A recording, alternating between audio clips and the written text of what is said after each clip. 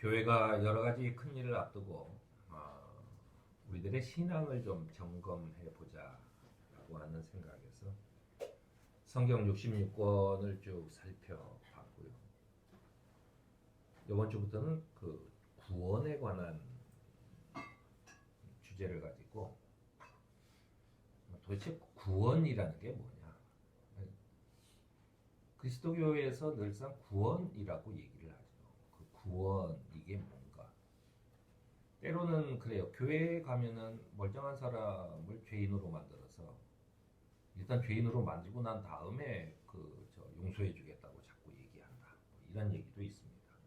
도대체 구원이라는 게 뭔데 그리스도교의 가장 큰 핵심이 되는가라고 하는 이야기들을 좀 쭉 해보려고 합니다. 구원이라고 하는 말은 일반적으로 사전적 의미에서 어떤 위험한 상황에서 구출되거나 속박에서 해방된다는 뜻을 가지고 있습니다. 우리가 어떤 위험 상황에 놓여 있지라고 생각을 해보면 우리는 뭐 거짓, 불의, 증오, 결핍, 아픔, 또 이웃과의 갈등, 뭐 이런 여러 가지 모양의 고난 속에 놓여 있습니다. 하지만 그리스도교에서 말하는 그 고난, 위험한 상황에서 구출되는 것은 이것을 얘기하는 것은 아니에요. 그럼 그리스도교가 말하는 고난의 상황, 그 위험한 상황에서 구출된다는 그 구원은 도대체 뭐로부터 구원을 받고자 하는가? 그런 거죠. 도대체 우리가 구원받는다라고 얘기할 때 그리스도 교회에서 말하는 그 구원이라는 것은 도대체 뭐로부터 구원을 받는, 내가 뭐가 위험하다고 구원을 받는가라고 하는 이야기입니다. 한마디로 그리스도 교회에서 말하는 구원은 인간의 최대 난제인 죽음으로부터의 구원을 얘기합니다. 죽음으로부터의 그 구원을 받는 것, 이것을 뜻합니다. 그게 정확한 표현이에요. 우리가 구원받는다라고 얘기했을 때는 뭐로부터 구원받느냐?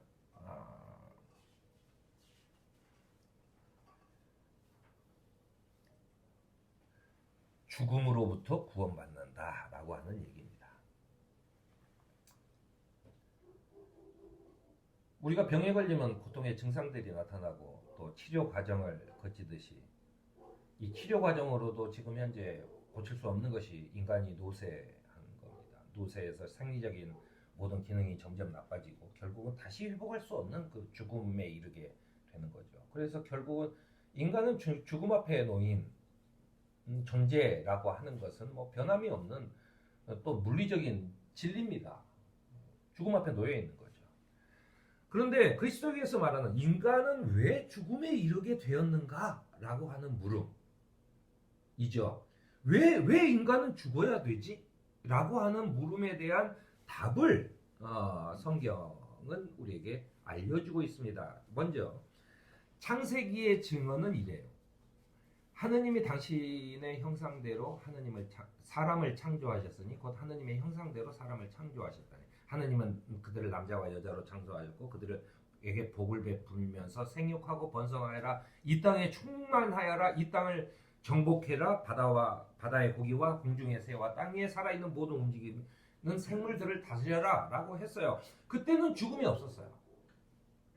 에덴에서는 죽음이라는 것이 존재하지 않았다는 이야기죠. 도대체 죽음은 어디에서부터 왔는가라고 하는 얘기입니다. 하느님께서는 인간을 위해 세상을 창조하셨고 그곳에서 살도록 허락하셨어요. 그런데 그 에덴 동산에서 거기서 인간은 하느님의 재산과 자원을 마음껏 누리며 살도록 허락을 받았어요. 그러니까 하느님의 재산과 우리가 유업으로 받다, 유업으로 이런 얘기잖아요. 그 기업을 물려받다라고 하는 뜻이죠. 그러니까 하느님의 재산을 우리가 물려받다라고 하는 이야기입니다. 그 하느님의 재산과 자원을 마음껏 누리도록 허락을 받았지만 하느님께서 지정하신 단 하나의 약속을 어기게 돼서 쫓겨나고 결국 에덴에서 쫓겨나면서 사람들에게 씌워진 굴레는 죽음에서 벗어나지 못한다라고 하는 겁니다. 결국 하느님과의 관계를 끊으면서 인간은 죽음에 이르게 되었다라고 하는 것이 성서의 가르침입니다. 우리가 보통 원죄라고 이야기를 할 때 그 원죄라고 하는 것은 하느님과 인간의 관계가 처음 첫 번째 사건, 그러니까 에덴에서 쫓겨난 그 사건이 바로 원인이 돼서 사람은 그 원죄로 인해서 그 죽음에 이르게 되었다라고 하는 거예요. 그리스도교는 하느님이 창조주 하느님의 피조물이라는 것을 전제합니다. 그것은 인간이 자기 의지나 자기 스스로 어떤 존재하는 것까지 가능하게 하는 게 아니라 자기의 존재는 자기가 존재하는 것, 살아 있음은 하느님께서 결정하신다라고 하는. 왜냐하면 우리의 생명이 하느님으로부터 오는 것이다라고 하는 믿음이 기본이기 때문입니다. 그러니까 생명에 관한 일은 전적으로 하느님께 의지해야 돼요. 내가 오늘 어떤 선택을 할 것이냐라고 하는, 오늘 점심에 뭘 먹을 것이냐에서부터 내 인생을 어떻게 살 것이냐라고 하는 것은 내 결정이 하느님의 법을 어기거나 이렇지 않으면 그게 크게 하느님한테 벌이 되는 건 아니에요. 다만 생명에 관한 일은 하지 말아야 된다. 죄의 본질은 그래서 하느님에 대한 인간의 옳지 않은 태도를 얘기합니다. 그것을 예수님께서는 순종이라고 하는 뜻으로 표현했어요. 그래서 순종은 내가 모든 일에 하느님께 순종하는 게 아니라 나의 생명에 관한 사항은 주님께 무조건 순종해야 된다라고 하는 이야기입니다. 생명에 관한 사항이라고. 예수님이 돌아다니면서 어떤 활동을 할 때 자기가 순종하기 위해서 이 마을에 왔다고 얘기하지 않았어요. 예수님께서 순종한다 얘기했을 때는 십자가에 내가 못 박혀 죽을 것이다 라고 하는 그 절체절명의 죽음 앞에 놓여 있어서 그 피눈물을 흘리면서 제발 살려달라고 기도를 했지만 결국은 순종해서 그 생명을 하나님께 맡기는, 그것을 우리는 순종이라고 얘기하는 겁니다. 에덴의 인간은 하나님께 의존하고 순종해야 하는 것을 속박으로 여겼어요. 사실은 에덴의 인간들이 그렇게 속박으로 여긴 건 아니었어요. 누군가가 와서, 그걸 뱀이라고 표현이 돼 있죠. 뱀이 와서 너 하느님한테 속박받는 거야. 응? 너 네 자유의지가 있는데, 네 마음대로 할 수 있는데 왜 그래? 그거 벗어나라고 얘기를 하죠. 결국 하느님께 대항해서 자기 주장하고 독립을 선언함으로 인간은 결국 자기의 생명선을 스스로 끊어버렸다라고 하는 얘기입니다. 제가 어렸을 때, 제가 이제 손자이면서도 이제 외동 아들이었기 때문에 그 밑에 제가 이제 첫 손자이면서 아들이잖아요. 어렸을 때 늘상 무릎을 이렇게 앉혀놓고 저한테 성경 이야기를 들려주셨어요. 그때 할아버지가 저한테 얘기한 얘기는, 네가 믿음을 가지면 아버지가 전라도 말로 호주머니를 호랑이라고 합니다. 호랑에서 슬슬 꺼내주듯이 그렇게 꺼내줄 것이다 라고 하는 거였어요. 그런 거죠. 제가 성서 설교를 하면서 에덴에서 쫓겨난 것에서, 아니 도대체 나무 한 그루잖아요.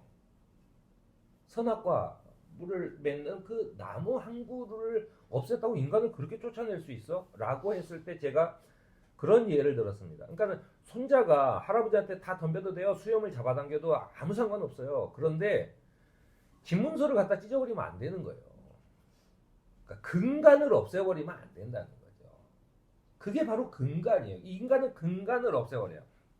그걸 구약에서는 계속 이 퐁퐁 솟아나는 샘물, 이 샘물에 너희가 와서 마셔라라고 하는, 하느님께서는 우리에게 샘물을 주신다고 얘기를 해요.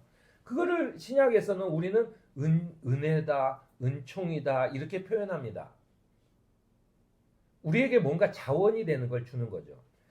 제가 지금 구원이란 무엇인가라고 하는 책에는 어떻게 표현이 되어 있냐면, 나무가요, 뿌리를 받고 있어야 거기에서 계속 양분이 올라오고 그래서 거기서 꽃도 맺고 나무 열매도 맺고 그렇게 하는 겁니다. 그런데 인간의 상태는 뭐냐면 뿌리채 뽑혀가지고 자기가 마음껏 돌아다니고 싶어서 땅에서부터 거부하고 뿌리채 뽑혀서 넘어져 있는 상태. 결국 모든 인간은 생명의 근원으로부터 뽑혀서 넘어져 있는 상태죠. 그러니까는 한동안은 그 갖고 있었던 그 양분이 뭐 살아있게 해요. 그러니까 나무를 뽑아놔도 거기에서 뭐 이게 잎사귀도 나고 새잎도 나고 그래요. 그런데 그것이 다 소진되면 말라 비틀어서 죽음을 맞이하는 거예요. 인간의 상태가 그렇다는 거예요. 그러니까 우리가 먹고 마시고 또 뭐 운동을 하고 하는 것은 내가 가진 것들로 겨우겨우 연명하는 거예요. 이게 한계에 다다르면 인간은 결국 죽음을 맞이할 수밖에 없다라고 하는 것이 성경의 가르침입니다. 결국 그것을 죽음이 우리를 삼켰다라고 표현하는 거예요. 그러니까 하느님에 속해져 있으면 내가 하느님으로부터 끊임없는 생명의 양분을 받아서 끊임없는 생명을 누릴 수가 있는데 이걸 뽑혀서 죽음이라고 하는 세계에 갇혀버렸다라고 하는 거예요. 그것에서 구출돼서 다시 나무를 땅에 심어서 풍성한 양분을 누리게 하는 것, 바로 그것이 구원이라고 하는 이야기입니다. 그 죄의 열매로 우리는 짧은 시간 동안의 생을 살다가 늙고 병들어 죽게 되는 것이다 라고 얘기해요. 그래서 사도 바울은 로마서에 이렇게 얘기합니다. 죄의 싹은 죽음이다. 그러니까 죄의 열매는 결국 죽음이 될 수밖에 없다라고 얘기합니다. 생명의 땅에서 분리된 뿌리 뽑힌 나무는 자신이 가진 제한된 그런 수분과 양분이 남아있을 때까지만 있다가 시들어 죽는 것과 같습니다. 우리는 살면서 자기 주장을 강하게 하려는 의지를 갖습니다. 속박에서 벗어나야 한다고 주장합니다. 그런 게 정상이죠. 물론 인간을 억압하는 사회적 차별이나 제도, 문화 등으로부터는 벗어나려고 노력해야 합니다. 거기서는 인간의 자유의지를 마음껏 표시해야 돼요. 인간의 권리를 주장해야 되고 그리고 그것이 하느님의 뜻이기도 합니다. 하지만 이를 지나쳐서 자신의 본질에 증명하는 하고 유지하는 것으로부터도 벗어나는 것은 인간의 죄라는 거예요. 그 가끔 그리스도교에서 이렇게 이 순종 문제를 자꾸 얘기해가지고 그 아버지에 대한 순종이나 막 그 사회 제도에 대한 이런 거죠. 사실은 그런 주장을 했으니까 지금까지 제국주의자들이 늘상 기독교를 앞세워서 상대방 나라를 했죠. 왜냐하면 순종을 강요하니까. 근데 그것은 아닙니다. 그 하느님께서는 그런 자유의지는 마음껏 펼치도록 하셨어요. 다만 내 생명에 관한 것은 하느님을 의지해라라고 하는 것입니다. 그게 정확한 표현입니다. 결국 인간이 저지른 죄는 짧은 한계에 부딪힐 수밖에 없고 이 짧은 한계 속에서 무언가를 하려니까 이 세상에 또 다른 죄를 만들어냈는데 그것은 하느님으로부터 분리된 것뿐만 아니라 이웃으로부터 우리를 분리시켜요. 너는 너, 나는 나라고 하는 세상을 만든 겁니다. 또 한 가지는 진정한 자아로부터 벗어나 있어요. 참된 인간의 길을 걷지 못하게 하는 것이다 라고 얘기합니다. 왜냐하면 자기가 가진 제한된 자원, 내 생은 앞으로 길어야 뭐 100년이고 짧아야 뭐 이렇게 된다고 하는 그런 이야기에 갇혀서 고난과 죽음의 길에 놓일 수밖에 없어요. 그러니까 자기 욕심이 점점 많아지는 거고, 그러니까 남을 해쳐서라도 내가 무언가를 뺏어서 내 자원을 좀 더 많게 하려고 노력을 하게 되는 거죠. 그러니까 계속 죄악 속에 계속 죄가 잔뜩 들은 그런 진흙탕에서 계속 뭉개고 있는 것과 똑같은 것입니다. 결국 우리가 이 죽음의 문제를 해결하기 위해서는 결국 죄로부터 구원을 받아야 된다라고 하는 것이 성서의 가르침이죠. 바울은 죄의 싹슨 죽음이요 하느님의 선물은 우리 주 예수 그리스도 안에서 누리는 영원한 생명이라고 그렇게 얘기하는 겁니다. 왜냐하면 예수께서는 우리의 구원을 이루는 유일한 분이시기 때문입니다. 우리를 부르시는 주님께서는 우리를 생명의 근원이 되시는 하느님께로 되돌리는 구원을 이루시는 분임을 인정하고 생명을 주시는 주님과 함께 살아가는 저와 여러분이 되기를 바랍니다. 아멘.